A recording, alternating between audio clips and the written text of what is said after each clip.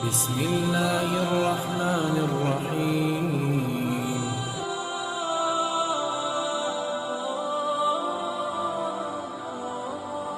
اللہ الرحمن الرحیم، نحمدہ و نصلی علی رسول الکریم۔ کفریہ کلمات کا بیان چل رہا ہے۔ اب سب سے پہلے ہم یہ بات عرض کریں گے کہ اگر کسی آدمی نے کسی دوسرے سے کہا کہ آپ یہ کام کر دیں، اس نے کہا انشاءاللہ کر دوں گا یا ہو جائے گا، سننے والے نے کہا اس میں انشاءاللہ والی کون سی بات ہے؟ آدمی تمہارے پاس موجود ہے، سامان تو ہمارے پاس موجود ہے، سب کچھ موجود ہے، بس کام کر دو۔ یہ بات کہنے سے کہنے والا آدمی دائرہ اسلام سے خارج ہو جائے گا۔ اسی طرح کسی نے کہا کہ میں آپ کا یہ کام انشاءاللہ کر دوں گا، دوسرے کا اگر اللہ انشاءاللہ تم میرا یہ کام کر دو، اس نے کہا انشاءاللہ کی ضرورت نہیں ہے، میں انشاءاللہ کے بغیر یہ کام کر دوں گا۔ یہ بات کہنے سے کہنے والا کافر ہو جائے گا۔ تو اسی طرح کسی نے یہ کہا، دو آدمیوں میں جھگڑا ہوا، ایک نے کہا کیا تو اللہ سے نہیں ڈرتا؟ اس نے کہا نہیں میں نہیں ڈرتا۔ جب وہ یہ کہے گا کہ میں اللہ سے نہیں ڈرتا، زبان سے کہے گا، تو کافر ہو جائے گا۔ اور بسا اوقات میاں بیوی میں جھگڑا ہوتا ہے، بیوی میاں کو یہ جملہ کہہ دیتی ہے یا میاں بیوی کو یہ جملہ کہہ دیتا ہے کہ کیا تو اللہ سے نہیں ڈرتی؟ وہ کہتی ہے میں اللہ سے نہیں ڈرتی، یا مرد کہتا ہے میں اللہ سے نہیں ڈرتا۔ دونوں صورتوں میں جون سا ایک آدمی یہ بات کہے گا، ان کے درمیان جدائی ہو جائے گی اور طلاق واقع ہو جائے گی، اس لیے کہ انہوں نے یہ کفریہ جملہ کہا ہے۔ اس لیے یہ باتیں جو ہے بڑی سیکھنے سمجھنے کے ساتھ تعلق رکھتی ہیں، ورنہ بندہ معمولی چھوٹی چھوٹی باتوں میں اپنے آپ کو اسلام سے خارج کر دیتا ہے۔ اس اسلام میں کہ جتنے احکام ہیں ان پر عمل نہ کرنا اور بات ہے، اور کسی حکم کو، شریعت کے کسی حکم کو ناپسند کرنا، اس کو غلط سمجھنا اور اس کو دل سے اچھا نہ سمجھنا کہ یہ شریعت کا جو حکم ہے یہ اچھا نہیں ہے، اس اعتقاد کی وجہ سے اور اس نظریے کی وجہ سے وہ آدمی دائرہ اسلام سے خارج ہو جائے گا۔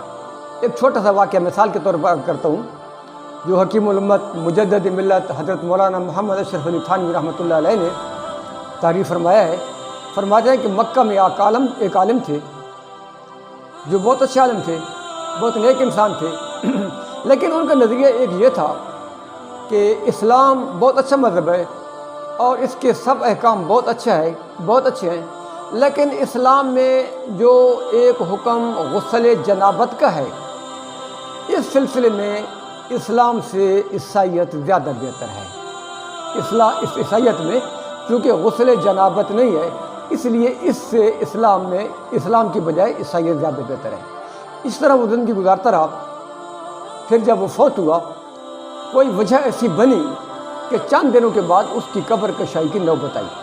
والعالم اس کی قبر کیوں کھودنی پڑی، قبر کشائی کی نوبت کیوں آئی، یہ واقعہ تو لکھے ہوئے نہیں ہے۔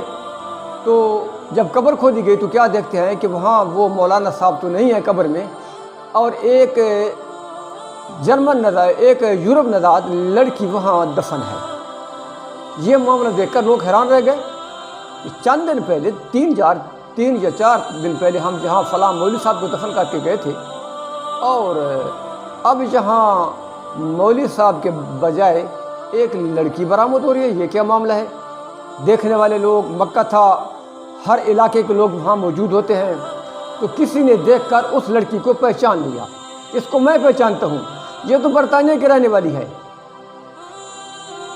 پتہ کیا گیا برطانیہ سے، اس کا گھر بار کا پتہ لے کر، تو پتہ چلا کہ یہ لڑکی در پردہ مسلمان ہو گئی تھی، عیسائی گھرانے سے تعلق رکھتی تھی، مسلمان ہو گئی تھی، اور مسلمان ہو کر یہ مسلمان سے چھپ چھپ کر ملتی تھی اور ان سے دین کی باتیں سیکھتی تھی، اور مسلمان نماز پڑھنے لگی تھی، قرآن پاک سیکھنا شروع کر دیا تھا، اور اسی حالت میں اس کو موت آ گئی۔ عیسائیوں نے اس کو، چونکہ بظاہر تو وہ عیسائی تھی، عیسائیوں نے، اس کے ورثاء نے اس کو اپنے قبرستان میں اپنے طور طریقے کے مطابق دفن کر دیا۔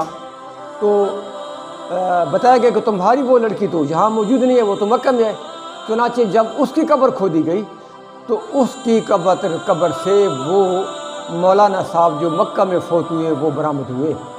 یعنی مولانا صاحب جو مسلمان تھے اور مکہ میں جنت المعلی میں دفن کیے گئے تھے، ان کی لاش برطانیہ سے برآمد ہو رہی ہے، اور وہ لڑکی جن کو برطانیہ میں دفن کیا گیا اس کی لاش مکہ کے جنت المعلی سے برآمد ہو رہی ہے۔ یہ ہے وہ حقیقت جس کی وجہ سے کہ اس نے چونکہ اسلام کے صرف ایک حکم کو پسند نہیں کیا تھا، تو اللہ تعالیٰ نے اس ایک حکم کے پسند نہ کرنے کی وجہ سے اس کو اس عیسائیوں کے قبرستان میں پہنچا دیا۔